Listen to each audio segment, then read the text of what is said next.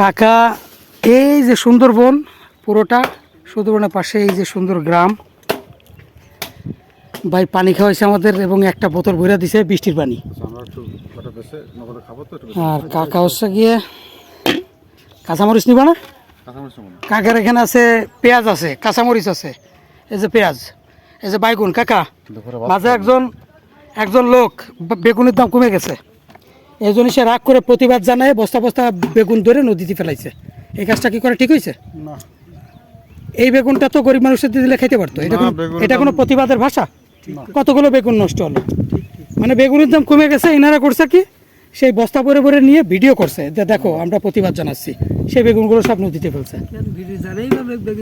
ফেলতেই হবে, যখন দাম হইলে তখন তো। আবার এই যে আপনার রোজার মাসে 200 টাকা কেজি বিক্রি হবে না, গত বছর হয়েছে না কত টাকা, 100 টাকার উপরে। আমাদের 100 টাকা 120 টাকা। ওই সময় ইমান ছিল কোথায়? চারটে নিয়ে, হ্যাঁ চারটা নাও। সুন্দর দেখো, আমাদের বাড়ি খুলনা শহরে। হ্যাঁ মাপা লাগবে না, আপনি যে একটা ঠুয়ো দাম ধরে দিয়ে দেন আমাকে। 2 টাকা 2 টাকা একবার জীবনে সর্বশেষ টমেটো কিনছিলাম শিবচর পয়সা, মানে 5 কেজি। কাকা 5 কেজি হচ্ছে গিয়ে 2.5 টাকা, মানে 1 কেজি হচ্ছে 1 কেজি আটা না, 5 কেজি হচ্ছে 2 টাকা। 5 কেজি নিলে 1 কেজি ফ্রি। বুঝছেন? হ্যাঁ আমরা একটু খাওয়া দাওয়া করছিলাম ওইদিকে, রুটি খেলাম, মানে এটা খেলে মোটামুটি এনার্জি আসবে। তা 2টা কাঁচামরিচ নিবা না? না, লবণ নিছো? চমৎকার লবণ, কিন্তু এটা লবণ হবে মাঝে লাগাইতে নেন। ওই একটা কাঁচামরিচ, 2টা দেন, 2টা কাঁচামরিচ রাখো, সমস্যা নেই। লাগবে। এই গ্রামে আসলে গ্রামের মানুষের মন হচ্ছে বিশাল উদার। ধরো পকেটে, হ্যাঁ খাওয়া যায় ফুল খাওয়া যায় দেন, মানে পারতে হবে। আচ্ছা পারতে লাগেন, আমরা একটু ছবি তুলে আসি, ঠিক আছে? ওই পকেটে তো টাকা দিই, ওই পকেটে তো। কাকা শিডরের সময় আমি ছিলাম ঢাকায়। আমি কোথায় ছিলাম কাকা? ঢাকা ক্যান্ডারিয়া, যখন শিডর হয়। আপনারা আগে বললেন না, শিডরে আপনারা সব থেকে বেশি সাফার করছেন। আমি হচ্ছে ঢাকায়, আমার মা হচ্ছে বাড়ি, আমাদের বাড়ি দৌলতপুর নদীর ওপর, দিঘলিয়া, একদম দৌলতপুর বাজারের কাছে। আমাদের ওই সময় ছিল টিনের ঘর, বুঝছেন? চারিপাশে কাঠের আছে, টিনের আছে, বেড়া। আমি তখন শিডরের সময়, আমি তখন ঢাকার 4তলা একটা বিল্ডিংয়ে, তখন শিডরের জ্বর শুরু হয়েছে আমাদের ওইটা। আমরা স্টুডেন্টরা থাকতো, বুঝছেন? স্টুডেন্টরা থাকতো, ব্যবসায়ী থাকতো, চাকরিজীবী, ডাক্তার, একটা মেসের মতো একটা ফ্ল্যাট নিয়ে আমরা থাকতাম। না ভাই ধন্যবাদ, ধন্যবাদ, আমাদের সময় নেই, আমরা এখান থেকে একটু দূরত্ব চলে যাবো ওইদিকে, একটু ছবি তুলে। তারপর যখন ঝড় শুরু হয়েছে, তখন ভোলা বরিশালের ওই অঞ্চলের মানুষ ছিল আমাদের বিল্ডিংয়ে, সব চিল্লাচ্ছে। এর মধ্যে আপনার জানালাগুলো খোলা ছিল, গ্লাস টাস টাস টাস টাস করে বাড়ি লেগে গ্লাসগুলো সব ভেঙে গেল। বিল্ডিং থরথর করে কাঁপতেছে।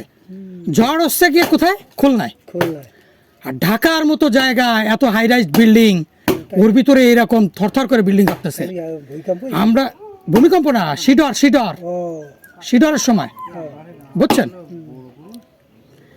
আর তখন ওই বরিশাল অঞ্চলের যে মানুষ ছেলেপেলেগুলো ছিল, ওরা গ্রামের বাড়ি ফোন দিচ্ছে আর শুনতেছে ঘর উড়ায় নিয়ে গেছে, অমুক মারা গেছে, এই ভেঙে পড়ছে, এই অবস্থা। ওইদিকে ওরা প্রচুর কান্নাকাটি শুরু করছে। তখন আমার বাড়ি হচ্ছে খুলনায় হচ্ছে ঝড়ের উৎপত্তি।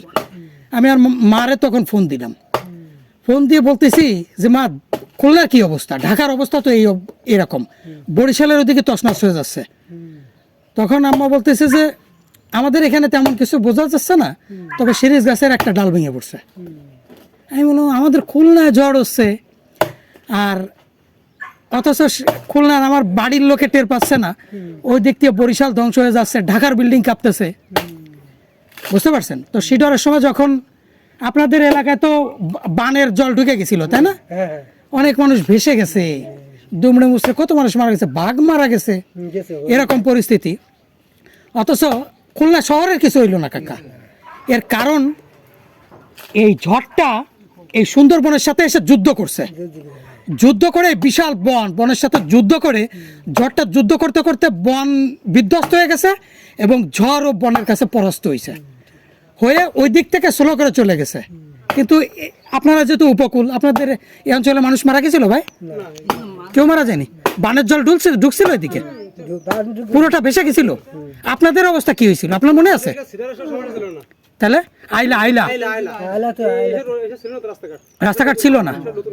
আচ্ছা, এই যে কাঁচামাটি দেয়া। তো আপনার আইলাতে আপনাদের এই এলাকার অবস্থা, আপনাদের ভেসে গেছিল সব ঘরবাড়ি? সারা রাত কি করছেন আপনারা? সারা রাত কারেন্ট ছিল না, অন্ধকার। হ্যাঁ, আমি ওই পানি দিয়ে তাই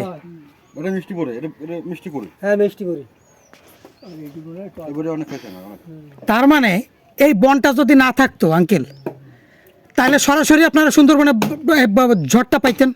পরিস্থিতি কি হইতো তাইলে? তখন বিজ্ঞানীরা বলেছে এই সিডর আইলায় এই সুন্দরবনের যে পরিমাণ ক্ষতি হয়ে গেছে, যদি বন থেকে কোনো প্রকার কাঠ গোলপাতা সংগ্রহ করা না হয় তাহলে এই ক্ষত পোষাইতে 20 বছর লাগবে। ঠিক আছে না? তারা ঠিক বলছে? এই ক্ষত পোষাইতে 20 বছর লাগবে। সুন্দরবনের এখন অবস্থা কি? বনটা না থাকলে আপনারা শেষ। আর বনের প্রহরী কি? Royal Bengal tiger. যদি টাইগার না থাকতো তাহলে কি হইতো? বন থাকতো না, বন ধ্বংস হয়ে যেত। কেন বলুন তো? হ্যাঁ, মানুষের ভয়ে। আনে তো মানুষ ওই বনের ভিতরে গিয়ে ট্রাভেলাররা ঘর বানায় থাকতো, আর নির্বিঘ্নে মানুষজন ঢুকতো, হরিণ শিকার করতো, গাছপালা কাটতো। বাঘ পাহারাদার, ঠিক না? চকিদার। বাঘ যদি না থাকে, যেমন অনেক বাড়িতে কুকুর হচ্ছে পাহারাদার। ঠিক আছে, সরকার এত পুলিশ পোষে, বিশাল পুলিশ বাহিনী, এরা কি? চকিদার। এরা নিরাপত্তার জন্য কাজ করে। বনের প্রহরী হচ্ছে কি ওরা।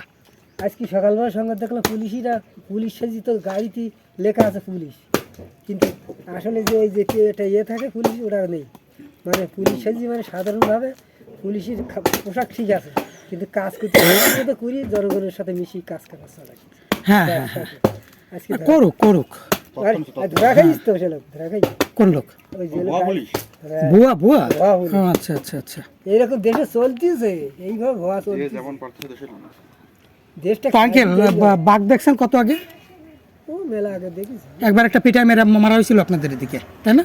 এরপর থেকে আর ঢোকে না গ্রামে। ও তাই। এখন বাঘ আর এদিকে আসে না। এইদিকে কি জাল দেয়া আছে? না, জাল দেয়নি এখন। ওরা বলছে যে এরা খুব আচ্ছা, ভালো মতো, তাই না? দেখি মিষ্টি কুল এটা।